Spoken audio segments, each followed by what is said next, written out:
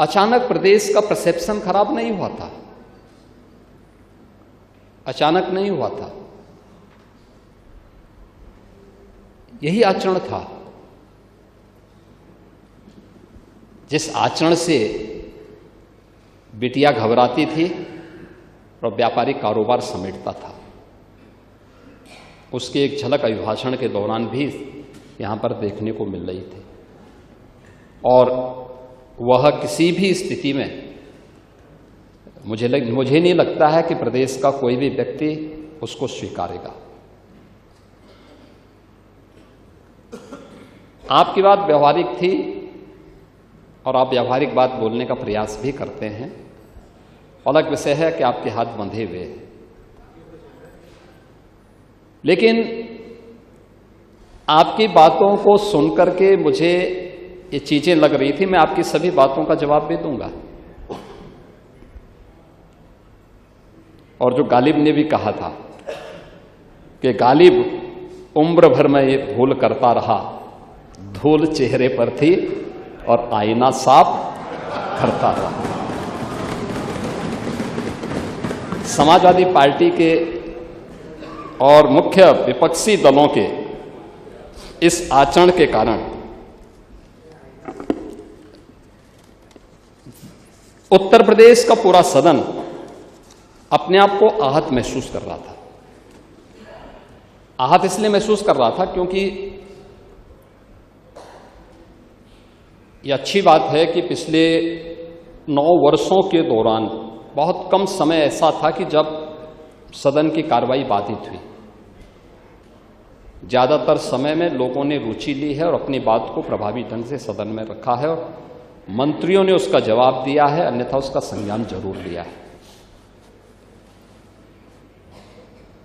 विकास के मुद्दे हों, सुरक्षा के मुद्दे हों, वेलफेयर के मुद्दे हों, ये बिना भेदभाव के सरकार ने समाज के प्रत्येक तबके के लिए दिया।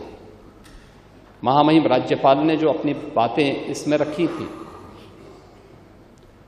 2-3 बातें उसमें प्रमुख रूप से थी कि 6 करोड़ से अधिक की आबादी को पिछले 8 वर्ष के अंदर सरकार के द्वारा किए गए सतत प्रयास से, डबल इंजन सरकार के द्वारा उन्हें बहुआयामी गरीबी की रेखा से ऊपर किया गया है। ये नीति आयोग के वे आंकड़े हैं जो उन्होंने पूरे देश भर में सरकार के विकासपरक योजनाओं, कल्याणकारी योजनाओं के परिणाम स्वरूप उसके परिणाम सामने आए हैं। इसका मतलब ये नहीं कि उनको इन अन्य योजनाओं से वंचित कर दिया जाए। उनको जो राशन की सुविधा मिल रही है वह यथावत मिलेगी, उन्हें स्वास्थ्य की सुविधाएं जो मिल रही हैं वे यथावत मिलती रहेंगी, शासन की अन्य सभी प्रकार की सुविधाएं वैसे ही मिलती रहेंगी।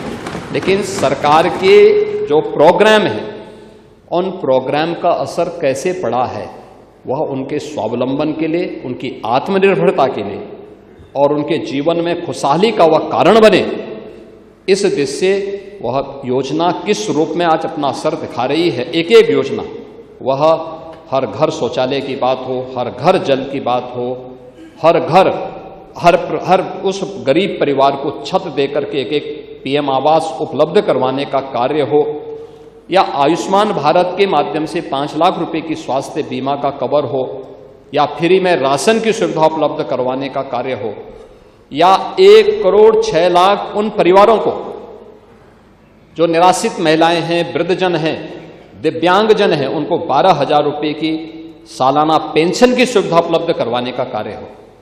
ये यथावत चलती रहेंगी और अन्य जरूरतमंदों को भी सरकार उन्हें उपलब्ध कराएगी।